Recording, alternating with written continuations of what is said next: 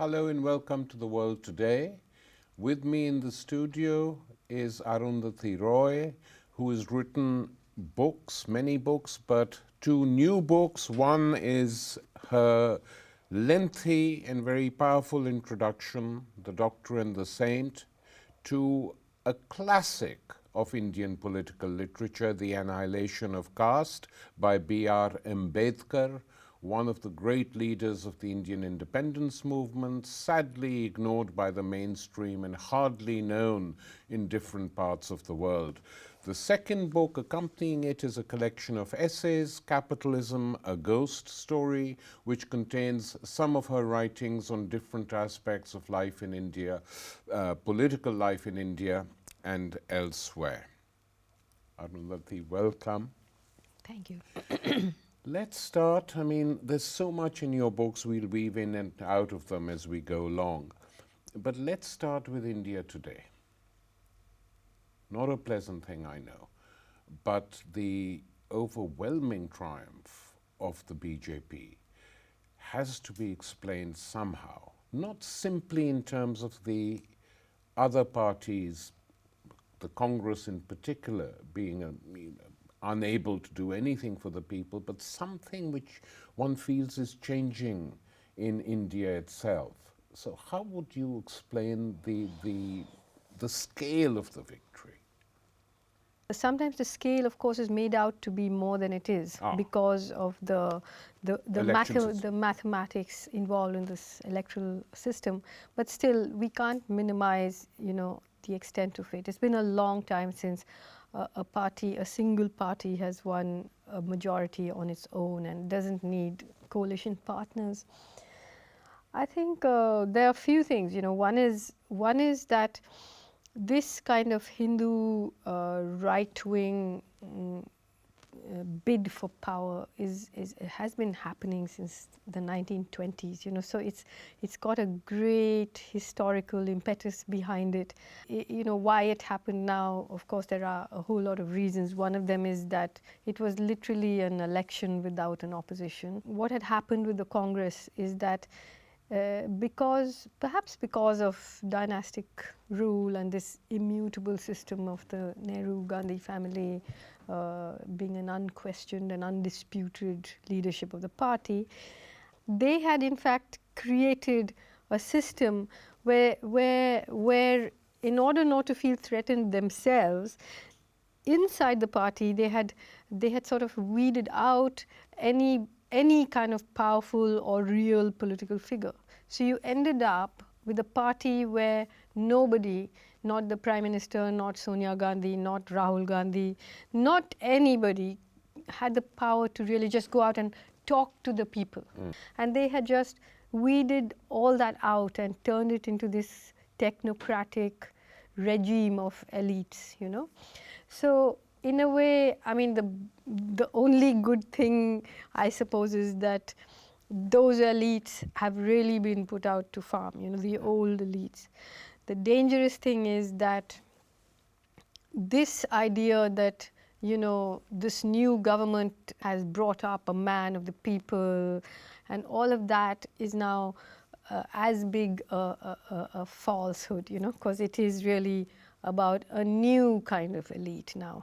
And I think, it's difficult to explain to audiences outside who don't know the intricacies of caste. But if you were to observe the debates in India just before a run-up to the election, the only thing you'll talk about almost is caste. I mean, the rhetoric of development and so on is one thing, but actually the intricate calculations are all about which caste will move from here to there in Bihar.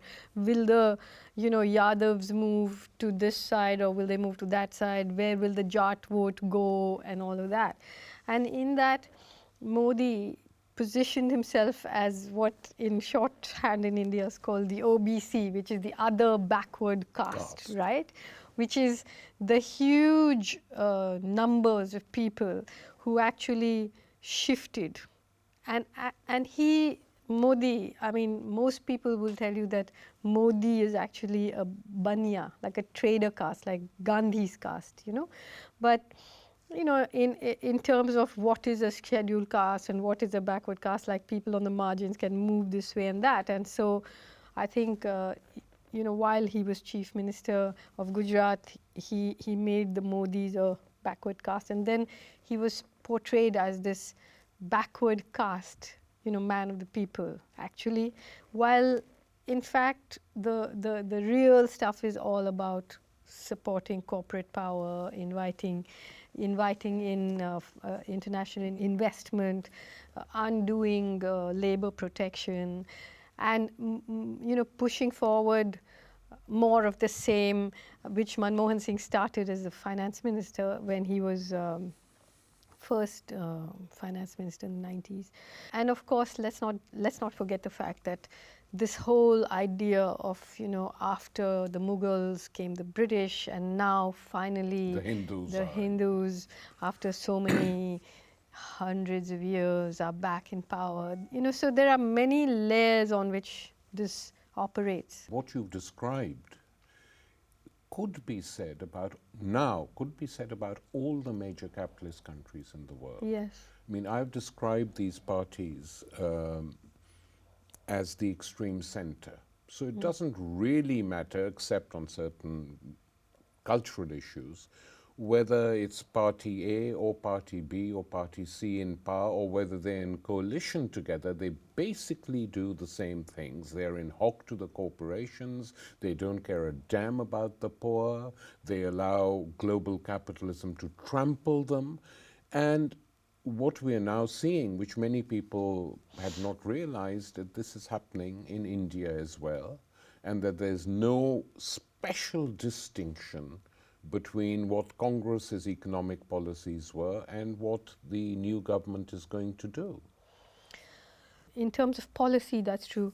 In terms of implementation, I'd say there's something slightly more frightening, you know, because of course, you know, I've written a lot about it, but in 2011, I think it was, when the Congress came out and declared this thing called Operation Green Hunt, where they deployed hundreds of thousands of paramilitary in the central forests of central India against the poorest people in the world, if you like, the indigenous people, who had, you know, organized themselves, many of them had organized themselves deep in the forest under, you know, a kind of Maoist banner of the Maoist movement.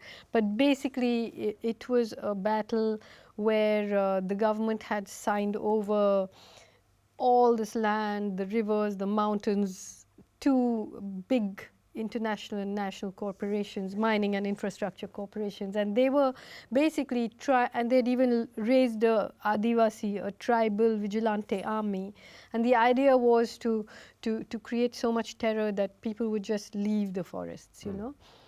And of course, there was a great resistance, not just from inside the forest. That was the military resistance, the armed resistance, but there were a lot of people outside as well who stood up to this, and then the announcement was sort of withdrawn, but the war was not. But now, see, because the corporations in India, they own the media, like a corporation like Reliance owns 27 24-hour news channels in so many languages. Newspapers, you know, corporations that own newspapers also own the mining companies. And they, I mean, that's a separate subject, I guess we'll talk about it. But like what's happening in India right now is that it's not that the government is going after the Muslim community, you know. Modi himself might appear to be statesman-like. I mean, it's not that. The thing is that they are not intervening when mobs are let loose on people, you know. In a place like Muzaffarnagar in UP now, you have thousands of people living in relief camps, having left their land, which is now up for grabs. You know, outside Delhi and Bhavana and Trilokpuri, everywhere there's this kind of street justice that's happening, only one way, of course, and most of the time. And it's building up to a very, very dangerous situation. Of course, all these things happened also under the Congress. You know, of course, Sikhs were massacred on the streets in 1984 when remember Indira that Gandhi very was well, killed. yeah. You know, so one can't pretend that, oh, you know, this party did this and that. They both have these genocidal massacres. But I'm talking about the historical trajectory of this. You know, it's not as though there's a long-standing historical trajectory against the Sikhs or the desire to murder them, you know.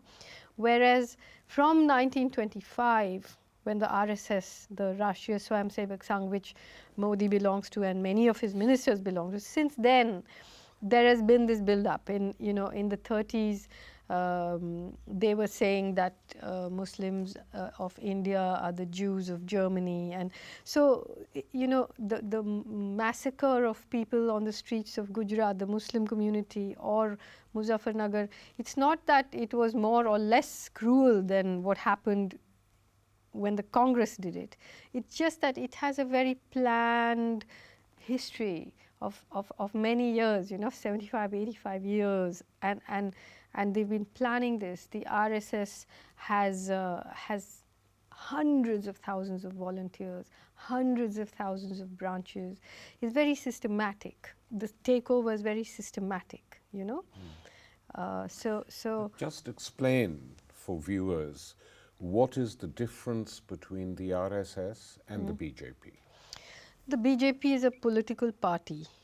The RSS is a kind of cultural guild.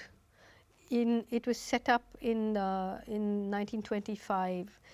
You know, in the early 1920s, when Gandhi had you know, just come back from South Africa, the first non-cooperation movement against the British also was what was also part of it was known as the Khilafat movement, which was which was you know, against the fall of the Caliphate. The Caliphate. The Congress, led by, I mean, in a way led by Gandhi, but there was Tilak and Gokhale, and they were all Brahmins and Banyas, and the Khilafat movement by conservative Muslims, and Gandhi kind of joined the two, and the Congress at that point was trying to position itself as the representative of everybody, of Sikhs, Hindus, Muslims, everybody, you know, untouchable castes.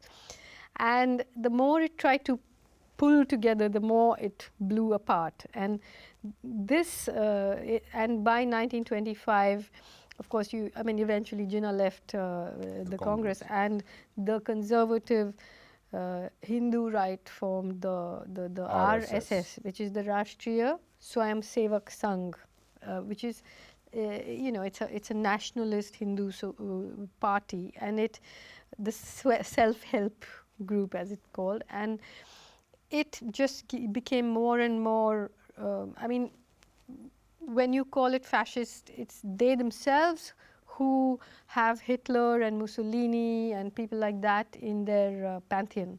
You know, so it's not a bad word for them. It's a good word. It's not an insult. Yeah, so it's not a bad thing. And now, you know, and when I say it's a cultural guild, they have these shakhas, about branches all over the country. They have worked very hard. You can, you know, you'll have to compliment them for that. The left didn't have any such thing, you know, so they have worked very hard, sometimes underground for several years. But today they have, you know, women's wings, education wing, youth wing, slum dwellers wings, publishing wings. They are in the business of rewriting textbooks. So, you know, in that way, it's a little facile to say everything is the same, because there's a systematic rewriting of history, of working, and they have worked from the grassroots levels upwards, you know. So it's got very deep roots, what is going on now. So basically, Modi, as a member of the RSS, is the one who unites the BJP and the RSS. Yes, I mean, the BJP is in some ways the political wing of the RSS. We can say that now. Yes, yeah. but certainly, you know, but Vajpayee was also a member of the RSS. You know, Advani was a member of the RSS, And I think now most of the ministers are, you know.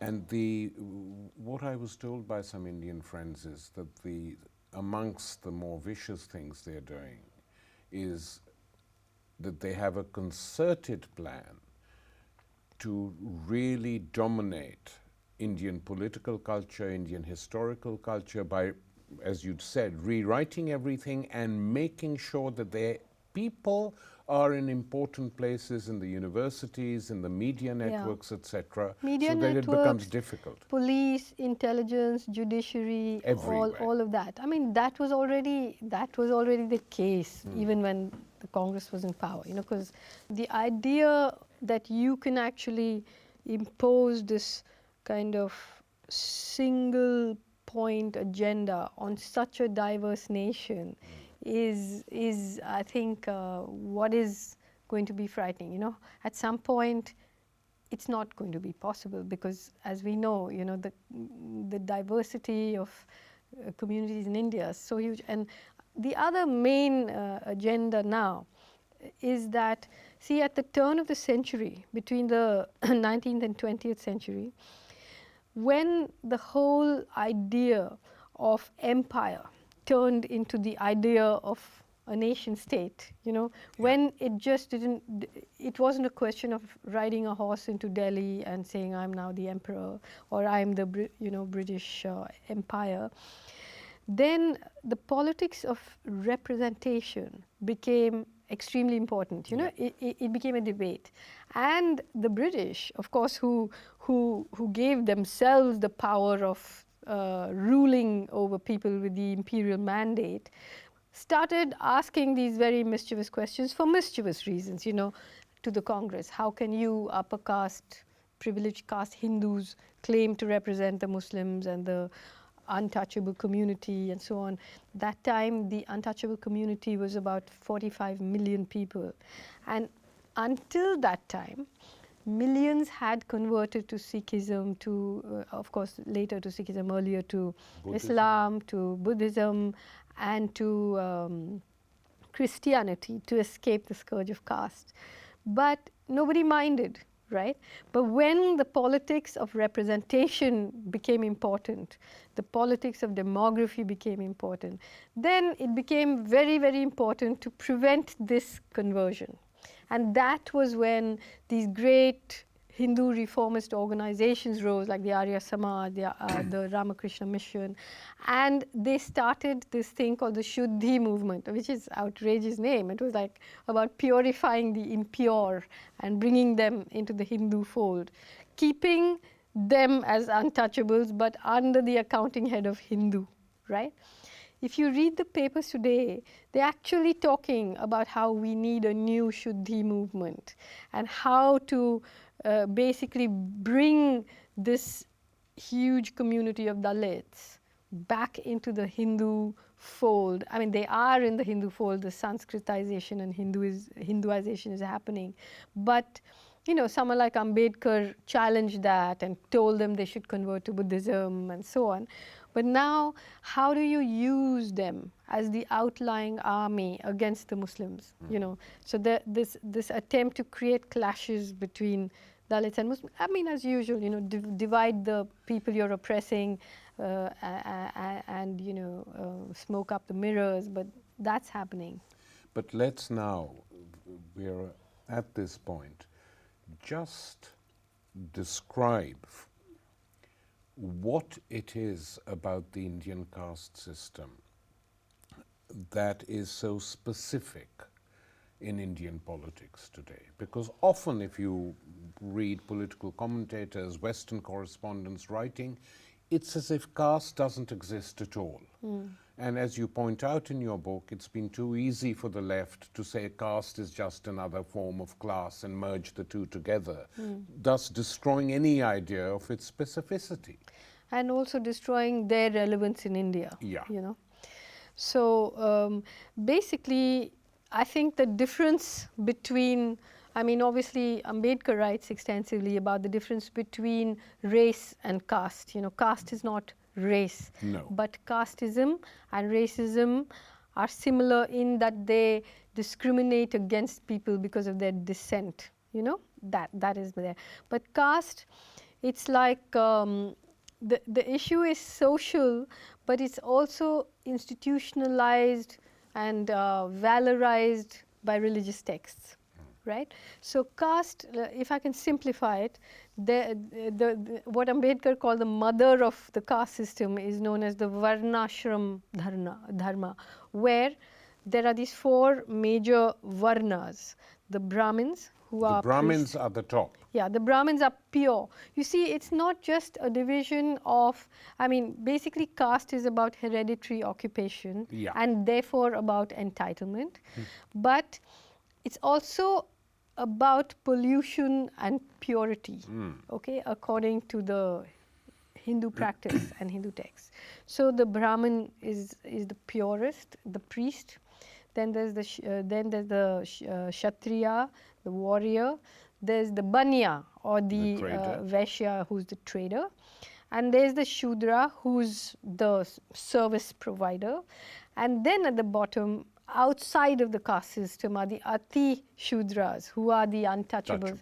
And amongst them, again, there are untouchables and unapproachables and unseeables. And so these major divisions now are subdivided into something like 4,000 what are called jatis, that are little endogamous castes. Each has its own hereditary occupation. So that is essentially, I mean, the ordinary person's guide, if you like, to caste. And you know, people think that you know, because of this new kind of liberalization and new infusion of capital and globalizations, that new networks have arisen. But this is actually completely false, because I mean, I'll just say this in a few minutes. But first of all, surveys are showing now that less than 5% of marriages in India are outside caste, right? Less than 5%.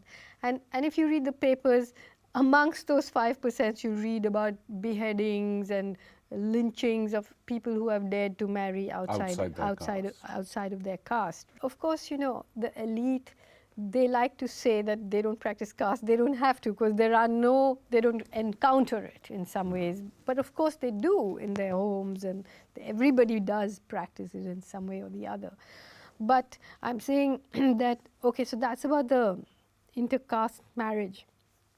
But if you look at the new economy, as we know, you know, it's created a situation where wealth is concentrated in fewer and fewer hands, and you have basically the economy in India controlled by a handful of corporations. Here you're talking about a cross ownership, where you'll have, you know, a company like Reliance, for example, which runs, you know, petrochemicals, electricity distribution, ports, special economic zones, universities, textiles, I mean, internet, and of course, as I said earlier, 27, you know, 24-hour news channels. So they have this kind of cross ownership, and therefore really the power to almost shut the country down if they would like to. But if you look at who are these major corporations, who, for example, 100 people own the same amount of wealth as 25% of the GDP, but who are they? You know, who are these big corporations? Who run the small businesses? Who are the businessmen on the ground who have, you know, who give loans to Adivasis and small farmers and labor, who the whole of rural India is caught in debt. It's in a huge debt trap. So who are those people? And you'll see that whether it's Reliance or the Mittals or the Jindals, all of them are Banyas, you know, which is the trading caste. So you have, and they are like 2% of the population that controls the Indian economy, you know. So as I was saying, is caste and capitalism have become such a potent alloy. These corporations own the media. If you look at the big media, I mean, Times of India, Hindustan Times, Indian Express, Dainik Jagran, Dainik Bhaskar, ZTV, all of them are Bania owned, you know. So that's really interesting that this new economy has actually entrenched and modernized caste in a way. And then if you look at let's say the Dalit population, look at a state like Punjab, which is supposed to be the richest state, in many ways the agricultural miracle. You have a huge Dalit population. You even have, of course, as you know, in India, Muslims and Sikhs and Christians practice caste. So Punjab has a high Dalit population, 40%, 90% of them are landless.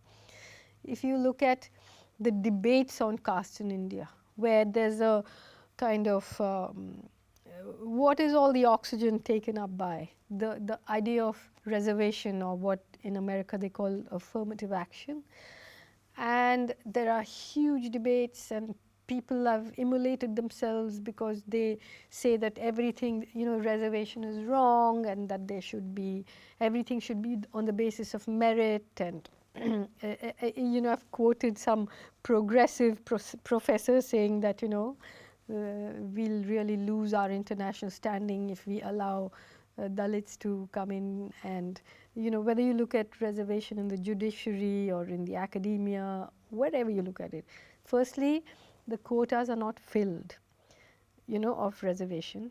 Secondly, reservation only applies to 2% of the Dalit population, because that's the percentage that actually has the educational qualifications. So, but the entire debate on caste is taken up by that.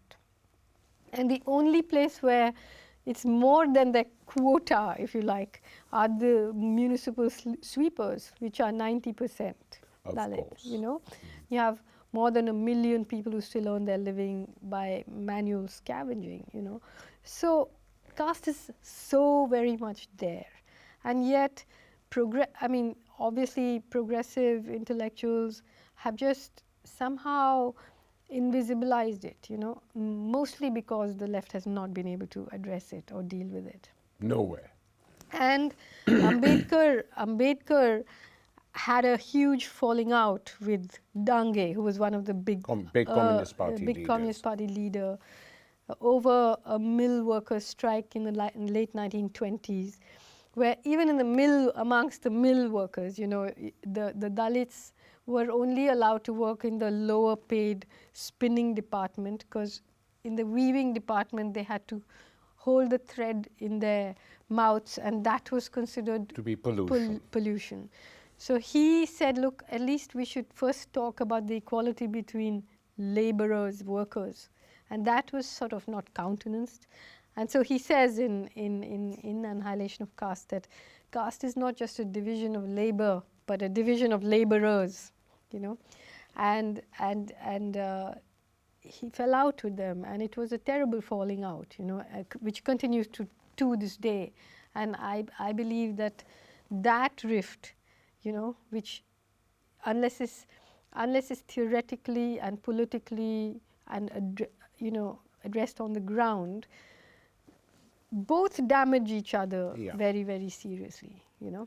So when let's say the CPM, the Communist Party of India, Marxist, was in power for 30 years in a populous state like West Bengal, this is one question, one amongst many, but this question was not addressed at all. It wasn't addressed. I mean, it was just invisibilized. And if you go to West Bengal, you know, you'll see that it exists. It's not as if it's gone. And as I've said, you know, many of the senior leaders of all the communist parties are Brahmin. You know, of course, my novel, The God of Small Things, is about that. It's about how the Communist Party, you know, couldn't and was as casteist as anybody else, and they were very, very angry with it. Very, very angry, you know. No, I remember. I remember there were quite a few reviews which disliked the novel because you had put in these criticisms of and it's just like, you have to just say caste is class, comrade, and that's the end of it. But sorry, it's not, you know.